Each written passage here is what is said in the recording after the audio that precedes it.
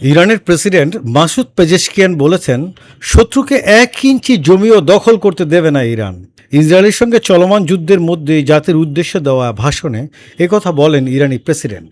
প্রতিবেশী ভাতৃপ্রতিম দেশগুলোর সঙ্গে ইরান সুসম্পর্ক চায়, এ কথা পুনর্ব্যক্ত করে প্রেসিডেন্ট পেজেশকিয়ান বলেন, শত্রু দেশগুলো বিভেদ তৈরির চেষ্টা করছে। পেজেশকিয়ান বলেন, অন্য কোনো দেশের ভূখণ্ড থেকে আসা হামলার জবাব দিতেই ইরান বাধ্য হচ্ছে। তবে এর অর্থ এই নয় যে ওই নির্দিষ্ট দেশের সঙ্গে ইরানের কোনো বিরোধ রয়েছে।